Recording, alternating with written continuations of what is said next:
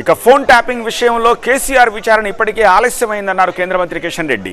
2 ఏళ్ల తర్వాత కేసీఆర్ను విచారిస్తున్నారని, ఈ కేసును ఇంకా ఎన్నాళ్లు నాంచుతారని ప్రశ్నించారు.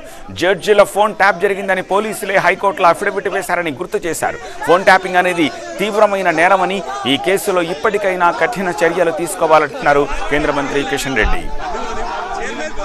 కూతురే కేసీఆర్ అల్లుని ఫోన్ ట్యాప్ చేశాడని కవిత చెప్పింది ఆన్ రికార్డు.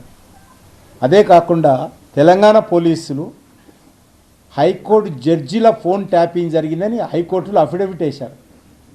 ఇంకా ఎంత రోజులు దర్యాప్తు చేస్తారు? మీరే వేశారు. హైకోర్టు జడ్జిల ఫోన్ ట్యాప్ జరిగిందని చెప్పి పోలీసులే లిఖితపూర్వకంగా రాష్ట్ర హైకోర్టులో ఇదే ఫోన్ ట్యాపింగ్ కేసులో వేయడం జరిగింది. కాబట్టి ఇది చాలా తీవ్రమైన నేరారోపణ ఉన్నటువంటి కేసు. ఇది కేసీఆర్ కేటీఆర్ కాదు, ఎవరు చేసినప్పటికీ కూడా ఇది ప్రభుత్వం ద్వారా జరిగింది, ప్రభుత్వ హయాంలో జరిగింది.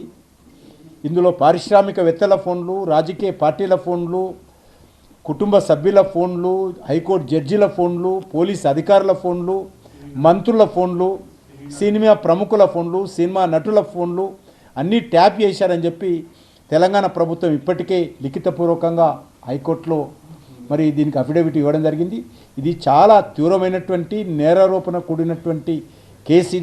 దీన్ని కఠినంగా వ్యవహరించాల్సినటువంటి అవసరం ఉందనే విషయం మేము గతంలో కూడా చెప్పాం, ఇప్పుడు కూడా మళ్ళీ పునరుద్ఘాటిస్తున్నాం.